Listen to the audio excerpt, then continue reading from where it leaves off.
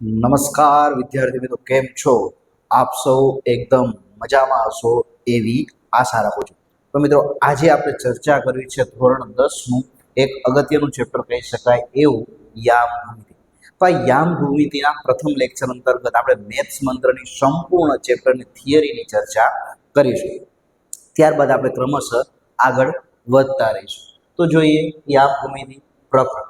હવે એના પહેલા જો તમારે સંપૂર્ણ ગુજરાતમાં કોઈ પણ જગ્યાએથી તમે બિલોંગ કરો છો અને તમારે મેથ્સ મંત્ર બુક છે એ મંગાવી છે, તો તમે આપણા આ નંબર ઉપર સંપર્ક કરી શકો છો. આ બુક છે એની અંતર્ગત શું હશે? તો મેથ્સ મંત્ર બુક છે એના અંતર્ગત ધોરણ 10ના તમામ પ્રકરણના સૂત્ર, કન્સેપ્ટ અને થિયરી હશે, જે તમારે પરીક્ષાના અંતિમ દિવસોમાં અને જ્યારે ચેપ્ટર ચાલતું હશે એ દરમિયાન તમને મહત્વપૂર્ણ સાબિત થવાની છે. તો તમે આખા ગુજરાતમાંથી કોઈ પણ જગ્યાએ કોઈ પણ જિલ્લામાંથી બુક ઓર્ડર કરી શકો છો. આ નંબર ઉપર તમારે મેસેજ અથવા કોલ કરવાનો રહેશે. ત્યારબાદ 3 થી 4 દિવસમાં તમારા ઘર સુધી બુક પહોંચી જશે.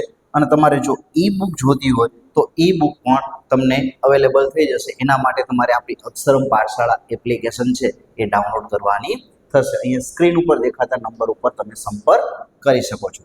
સૌ પ્રથમ જોઈએ અંતર સૂત્ર. તો અંતર સૂત્ર ઉપરથી આપણને એક વસ્તુ ખ્યાલ આવવી જોઈએ. શું ખ્યાલ આવવું જોઈએ? કે અહીંયા અંતરની કંઈક વાત થતી હોય એવું કંઈક લાગે છે. તો યામ ભૂમિતિ છે એક ભૂમિતિનો જ એક ભાગ છે, બરાબર છે. તો એના અંતર્ગત બે બિંદુઓ વચ્ચેનું અંતર કઈ રીતે શોધવું એની કંઈક ચર્ચા કરવામાં આવી છે. માની લ્યો કે સમતલમાં એક બિંદુ અહીંયા એ નામનું આવેલું છે x1 y1, બરાબર છે. હવે બીજું બિંદુ અહીંયા આવેલું છે b x2 y2. હવે આપણને એમ થાય કે આ બે બિંદુ a અને બિંદુ b, આ બે વચ્ચેનું શું શોધવું છે? અંતર શોધવું છે. તો અંતર કઈ રીતે શોધી શકાય? તો અંતર શોધવા માટેનું સૂત્ર ab બરાબર આવી રીતના થશે કે વર્ગમૂળમાં x1 માઇનસ x2 નો વર્ગ વત્તા y1 માઇનસ y2 નો વર્ગ, બરાબર છે. એક સૂત્ર તમને એમ થાય કે સાહેબ આવું સૂત્ર વર્ગમાં ન મજા આવતી, બરાબર. તો તમે આના અર્થમાં આ સૂત્ર આવી રીતે પણ તમે પાકું કરી શકો. બંને બાજુ વર્ગ કરી નાખો તો ab વર્ગ બરાબર x1 માઇનસ x2 નો વર્ગ વત્તા y1 માઇનસ y2 નો સ્ક્વેર. આ બેમાંથી તમે કોઈ પણ સૂત્ર યાદ રાખી શકો. આને કહેવાય છે અંતર સૂત્ર. આના ઉપરથી અવારનવાર તમારે ઘણા બધા પ્રશ્ન બનશે. કઈ રીતના બનશે? પેલો પ્રશ્ન એ પૂછશે કે બે બિંદુઓ વચ્ચેનું અંતર સૂત્ર શોધો, એનો સૂત્ર લખો. તો આ બેમાંથી કોઈ પણ એક સૂત્ર લખી શકે. તમને એમ કે આપેલ બિંદુ XY નું ઉગમ બિંદુ સુધીનું અંતર કેટલું? તમને એમ પૂછે કે ઉગમ બિંદુ સુધીનું અંતર શું? તેનો એક યામ કેટલો થાય? 0 0 થાય. તો એ મુજબ આપણે જ્યારે ગણતરી કરશું ને ત્યારે તમને વધુ સમજાશે, પણ તમને સમજાવો ત્યારે ઉગમ બિંદુ સુધીનું અંતર આવું કંઈક થાય. તો અહીંયા બેનું આપણે વર્ગમૂળ કાઢીએ તો અહીંયા x વર્ગ વત્તા y વર્ગ થશે. તો અંતર સૂત્ર, બરાબર છે. આ સૂત્રનો ઉપયોગ વારંવાર આપણા સ્વાધ્યાય 7.1 અંતર્ગત આવશે. આગળ જોઈએ તો આ બે બિંદુઓ વચ્ચેનું અંતર શોધવાનું સૂત્ર, બરાબર છે, જે તમને હમણાં સમજાયું એ સૂત્ર છે. આગળ જોઈએ વિભાજન સૂત્ર. આ તમારે આવવાનું છે 7.2 સ્વાધ્યાય. માની લો કે એક બિંદુ આવી રીતનું a નામનું બિંદુ છે અને એક b નામનું બિંદુ છે. અહીંયા a બિંદુ છે, અહીંયા બે બિંદુ છે, બરાબર છે. માની લે કે આ બિંદુ છે, આના યામ છે x1 y1 અને આ બિંદુના યામ છે માની લે કે x2 y2, બરાબર છે. હવે આ બે બિંદુ વિભાજન કરે છે. વિભાજન એટલે ભાગ પાડે. અહીંયા આ રીતના ભાગ પડે અને ધારી લો કે એ બિંદુ છે p(x,y). તો અહીં જો બે ભાગ પડે. માની લે કે આ ભાગ પાડે છે ને કઈ રીતના ભાગ પાડે છે કે m અને n ગુણોત્તરમાં ભાગ પાડે છે. કયા ગુણોત્તરમાં ભાગ પાડે છે? તો કે m/n આ ગુણોત્તરમાં વિભાજન કરે. તો શું થશે? તો એના વિભાજન બિંદુ p(x,y) ના યામ p(x,y) ના યામ શું થશે? તો કે mx2 વત્તા nx1 છેદમાં m વત્તા n, my2 વત્તા ny1 છેદમાં m વત્તા n. આ એ શું થશે? તો કે આ એનું સૂત્ર થશે. ખાસ સમજજો, બરાબર છે. તો આ થયું વિભાજન સૂત્ર. આનો ઉપયોગ આપણે સ્વાધ્યાય 7.2 અંતર્ગત વારંવાર ઉપયોગમાં આવશે, બરાબર છે. તો વિડીયો પોઝ કરી અને જે સૂત્ર તમને સમજાવું છું એ જ વસ્તુ અહીંયા સૂત્ર તમારું લખેલું આવશે. તમે વિડીયો પોઝ કરી અને તમે લખી પણ શકશો. રેખાખંડનું મધ્યબિંદુ, બરાબર છે. આવી રીતના રેખાખંડ, આ એક રેખાખંડ છે, એ બી નામનો રેખાખંડ છે, બરાબર છે. માની લઈ કે એ ના યામ x1 y1 છે અને બી ના યામ x2 અને y2. હવે મધ્યબિંદુ કહેવાય કોને? તો મધ્યમાં આવેલું બિંદુ. તો આ રેખાખંડની માની લઈ કે મધ્યમાં, બરાબર મધ્યમાં એમ નામનું બિંદુ આવેલું છે, એમ નામનું બિંદુ આવેલું છે, જેને આપણે મધ્યબિંદુના યામ કહીએ છીએ. તો અહીંયા એમ એક્સ વાય બરાબર કેટલા થશે? તો પહેલાનો પહેલા સાથે x1 + x2 છેદમાં 2 y1 + y2 છેદમાં 2. તો કરવાનું શું છે? તો પહેલા બિંદુનો પહેલો યામ, બીજા બિંદુનો પહેલો યામ, બેના સરવાળા અને એના અડધા કરવાના છે. ધારી લઈ કે તમને આ રીતના કે 5 7 અને 9 11 આ બિંદુનું મધ્ય બિંદુના યામ કેટલા? તો તમારે મધ્ય બિંદુના યામ માટે શું કરવાનું? 5 નો 9 નો સરવાળો કરવાનો, 5 + 9 એના છેદમાં 2. પછી 7 અને 11 નો સરવાળો કરવાનો, 7 + 11 છેદમાં 2, બરાબર છે. તો 9 ને 5 કેટલા થાય? તો કે 14 ના છેદમાં 2, 11 ને 7 18 ના છેદમાં 2. તમે બેનું સાદુરૂપ આપો તો 14/2 એટલે 7 અને 18/2 એટલે 9. તો આપેલ રેખાખંડનું શું થાય? તો કે આપેલ રેખાખંડનું મધ્યબિંદુ 7 અને 9 થાય. તો આવી રીતના કંઈક યાદ આપણે રાખી શકશું, બરાબર છે. તો મધ્યબિંદુના યાદ જોઈએ. ત્રિકોણનું મધ્ય કેન્દ્ર, માની લ્યો કે આવી રીતનો કોઈ એક ત્રિકોણ આપેલો છે, બરાબર છે. આ ધારી લો કે એ x1 y1 છે, આ બી x2 y2 છે અને અહીંયા સી x3 y3 છે. હવે આ ત્રિકોણનું મધ્ય કેન્દ્ર એટલે મધ્યમાં આવેલું બિંદુ, બરાબર છે. ત્રણ મધ્યગાઓ, રેખાખંડની ત્રણ મધ્યગાઓ જ્યાં છેદે, ત્રિકોણની ત્રણ મધ્યગાઓ જ્યાં છેદે એને આપણે મધ્ય કેન્દ્ર કહીએ છીએ. તો આ મધ્ય કેન્દ્રના યામ તમારે જોતા હોય તો એ કેટલા બિંદુ છે? 1 2 અને 3. આ ત્રણે ત્રણ બિંદુનો તમારે સરવાળો કરવાનો છે. શું કરવાનું છે? તો ત્રણે ત્રણ બિંદુનો સરવાળો કરવાનો અને એને 3 વડે ભાગવાના છે. એટલે કે ત્રિકોણનું મધ્ય કેન્દ્ર એમ x1 x2 અને x3 આ ત્રણેયનો સરવાળો એના છેદમાં 3. પછી y1 y2 અને y3 આ ત્રણેયનો સરવાળો અને એના છેદમાં 3. તો આ થશે એનું ત્રિકોણનું મધ્ય કેન્દ્ર. ત્રણેયનો x1 x2 x3 નો સરવાળો છેદમાં 3, y1 y2 y3 નો સરવાળો અને એના છેદમાં 3. તો આવી રીતના તમે ત્રિકોણનું મધ્ય કેન્દ્ર શોધી શકશો, બરાબર છે. જે વસ્તુ તમને સમજાવી એ જ વસ્તુ તમને અહીંયા આકૃતિ સ્વરૂપે અને સૂત્ર સ્વરૂપે સ્ક્રીન ઉપર દેખાય છે. આગળ જોઈએ અક્ષ પરના બિંદુ. હવે અહીંયા આકૃતિમાં જોઈ શકાય મુજબ આને એક્સ અક્ષ કહેવાય અને આ છે આપણી વાય અક્ષ. આ બંને જ્યાં છેદે છે એને કહેવાય ઉગમ બિંદુ ઓ. હવે યાદ રાખવાનું કે કોઈ પણ અક્ષ હોય ને એક્સ અક્ષ, તો એક્સ અક્ષ પરનું બિંદુ છે ને એનો હંમેશા એક્સ યામ આપ્યું હશે, વાય યામ 0 હશે. માની લો કે કોઈ બિંદુ એક્સ અક્ષ ઉપર અહીંયા છે એ નામનું, તો આનો હંમેશા એક્સ યામ હશે અને વાય યામ કયો હશે? 0 હશે. એવી ને એવી રીતના તમને એમ કે વાય અક્ષ પરનું બિંદુ, તો મિત્રો યાદ રાખજો વાય અક્ષ પરનું બિંદુ માની લો કે બી નામનું કોઈ બિંદુ છે, તો હંમેશા એનો વાય યામ હશે અને એનો એક્સ યામ કેટલો હશે? 0 હશે. તો એનો કયો યામ થશે? 0y. આ એના શું થશે? તો કે આ એના યામ થશે.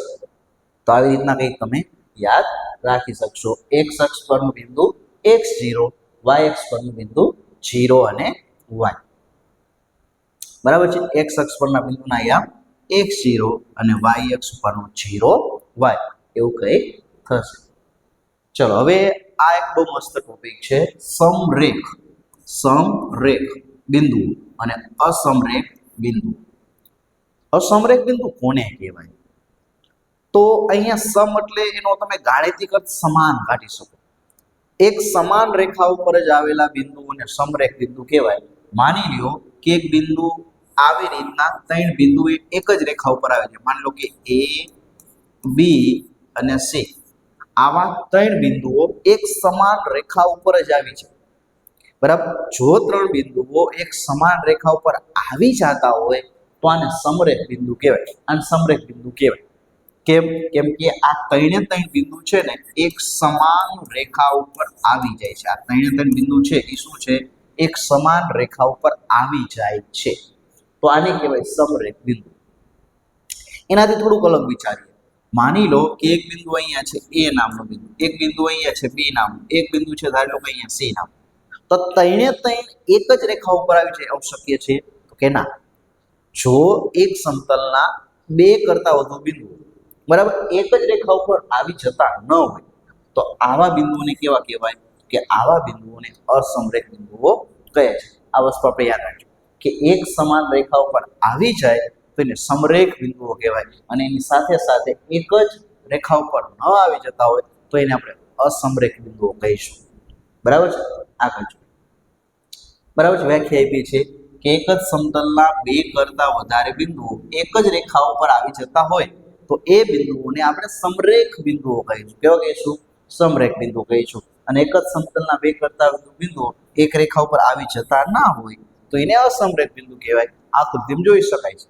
આ સમરેખ બિંદુઓ છે અને જો આ ત્રણેયથી આમ રેખા બનતી નથી એટલે આને કેવા કહેવાય? તો કે આને અસમરેખ બિંદુઓ કહી શકાય. હવે માની લો કે ત્રણ બિંદુઓ છે એ સમરેખ છે તો આપણે શું કહી શકીએ? બરાબર છે? એના કિસ્સા આપણે ચર્ચા કરીએ કે માની લો કે આવી રીતના એ, બી અને સી સમરેખ છે તો શું કહીએ?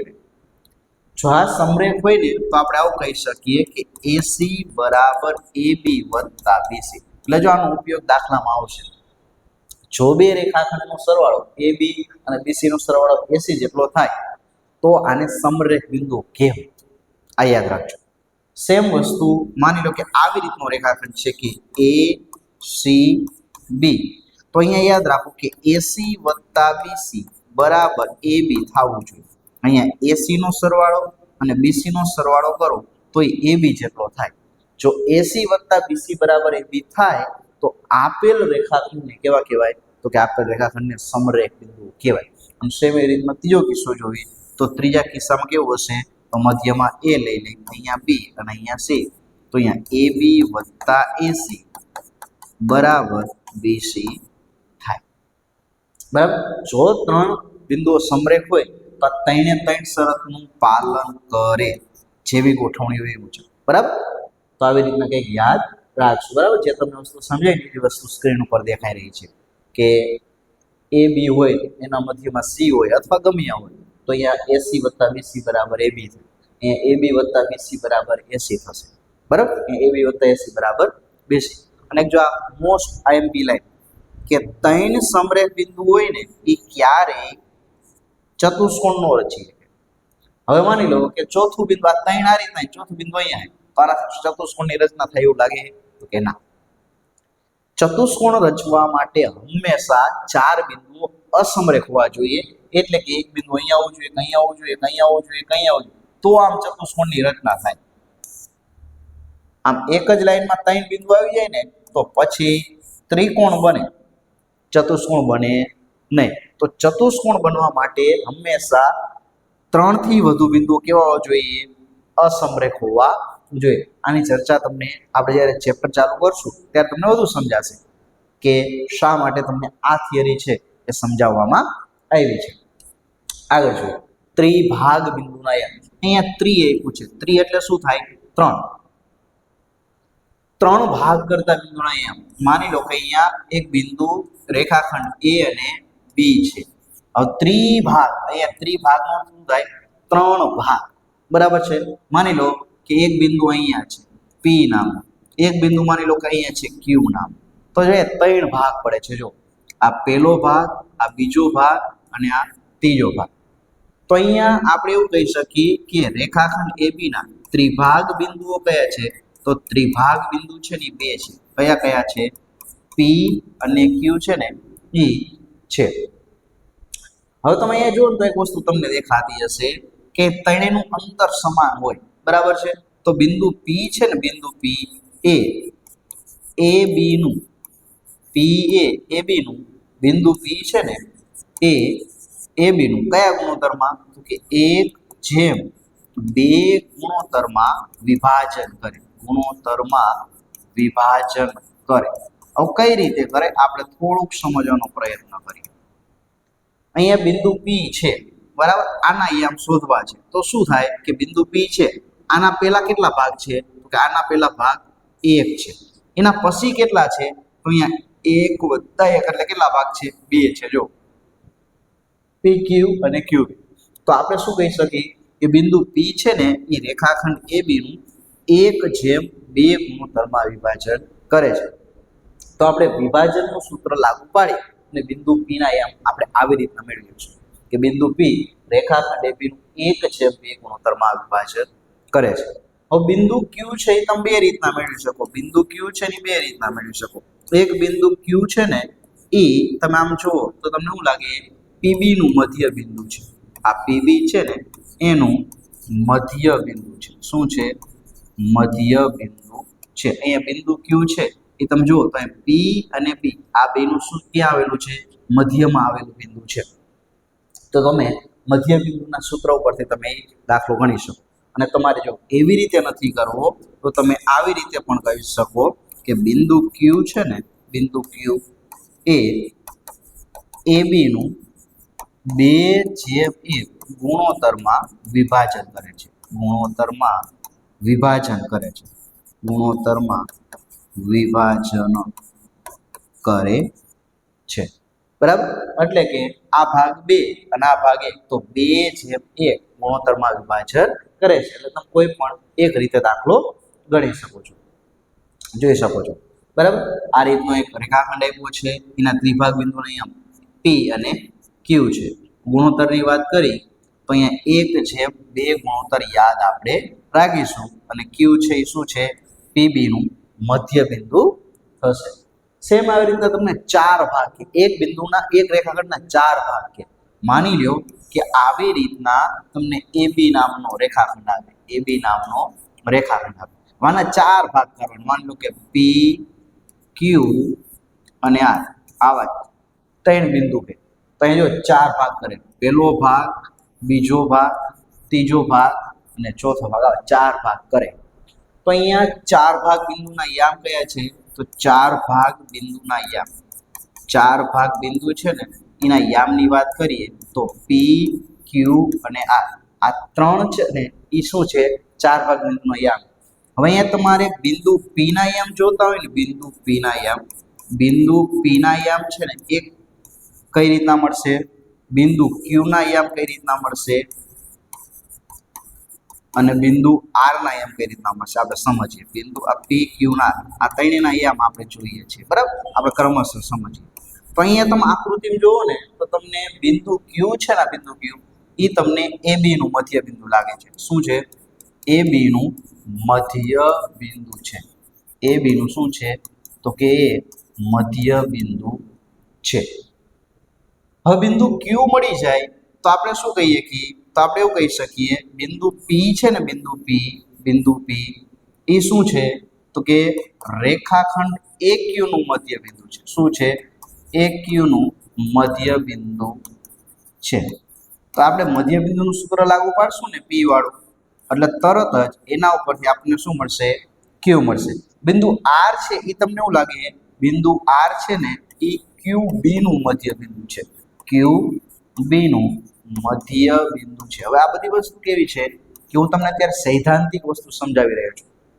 પણ જ્યારે તમને દાખલા આવશે ને ત્યારે તમને ડિટેલમાં સમજાશે એટલે એની ચિંતા તમે બિલકુલ કરતા નહીં ચલો તમને સ્ક્રીન ઉપર જોઈ શકાય છે તમે જોઈ શકો છો બિંદુ રેખાખંડ ABના 4 ભાગ બિંદુના અહીંયા PQR છે બિંદુ Q એટલે આ AB નું મધ્ય બિંદુ બિંદુ P એટલે આ AQ નું મધ્ય બિંદુ બિંદુ R એટલે આ QB નું મધ્ય બિંદુ થશે કાટકોણ ત્રિકોણ હવે તમને 7.1 અંતર્ગત અમુક દાખલા આવશે કે એમાં તમને એવું સાબિત કરવાનું આવશે કે આ યામ છે એ કાટકોણ ત્રિકોણના છે એવું સાબિત કરો તો કાટકોણ ત્રિકોણના છે એવું સાબિત કરવા માટે તમારે શું કરવું પડશે તો કે પાયથાગોરસના પ્રમેય મુજબ અહીંયા કર્ણ આ છે બી ની સામેની બાજુ કઈ થાય તો કે કર્ણ થાય, આ પાયો થાય અને આ શું થાય વેર થાય. તો કર્ણનો વર્ગ છે ને એસી વર્ગ એ એબી વર્ગ વત્તા બીસી વર્ગ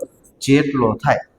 બરાબર છે. એટલે અહીંયા આપણે એવું કહી શકીએ કે કર્ણ એસી નો વર્ગ એ એબી વર્ગ વત્તા બીસી ના વર્ગના સરવાળા જેટલો હોય. કેટલો હોય કે એસી વર્ગ બરાબર એબી વર્ગ વત્તા બીસી વર્ગ ના સરવાળા જેટલો થશે. તો આપણે મિત્રો આ રીતના યાદ રાખશું, જો આ શરતનું પાલન થતું હોય તો આપેલ બિંદુઓ કાટકોણ ત્રિકોણના છે. એનાથી ઉલટું આવું પણ બની શકે. બરાબર છે. જો માની લો આ રીતનું હોય એ સી બી, હવે માની લો કે એ શરતનું નહીં પણ આ શરતનું પાલન થતું હોય કે એ બી વર્ગ બરાબર એસી વર્ગ વત્તા બીસી વર્ગ, તો પણ ત્રિકોણ એબીસી શું કહેવાય કાટકોણ ત્રિકોણ જ કહેવાય. બરાબર. એટલે કાટકોણ ત્રિકોણની શરત એટલે કે કોઈ પણ બે બાજુનો સરવાળો રહ્યો ને એ ત્રીજી બાજુ બરાબર થવો જોઈએ. બરાબર છે. અહીં બે બાજુનો સરવાળો કોઈ પણ ત્રીજી બાજુ બરાબર થશે. અહીંયા નામ આપ્યું છે સમ દ્વિબાજુ. માની લો કે આવો એક ત્રિકોણ છે દ્વિબાજુ ત્રિકોણ, તો આની શરત શું હોય તો આની કોઈ પણ બે બાજુ કેવી હોવી જોઈએ સમાન થવી જોઈએ. તો અહીંયા એ બી બરાબર એસી થશે. એનાથી ઉલટું એ બી બરાબર બીસી પણ હોઈ શકે. બરાબર. આ ત્રણમાંથી કોઈ પણ શરત હોય એ બી બરાબર બીસી હોય અથવા તો બીસી બરાબર એસી હોય.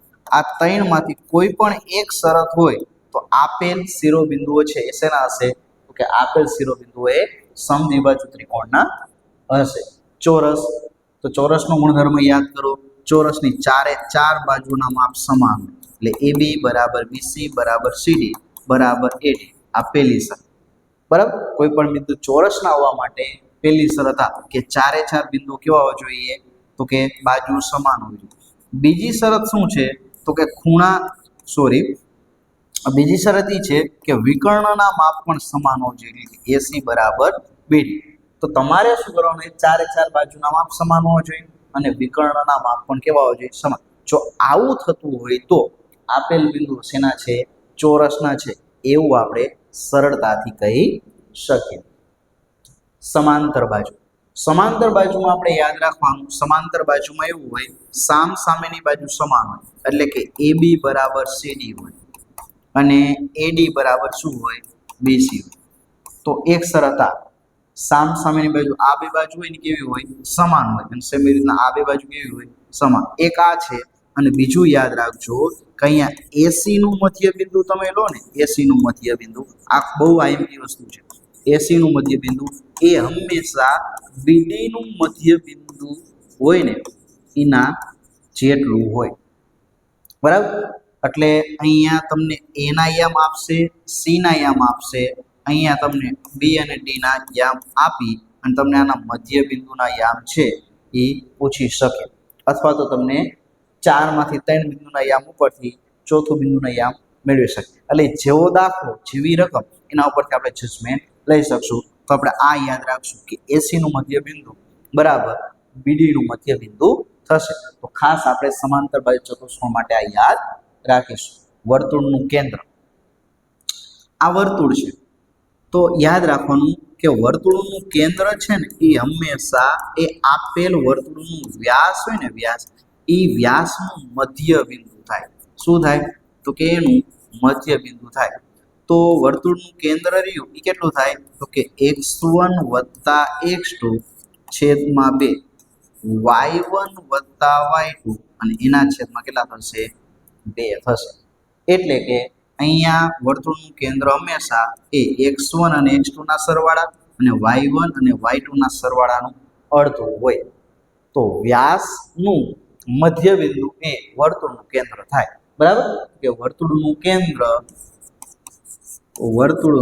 કેન્દ્ર એ વ્યાસનું મધ્ય બિંદુ થશે.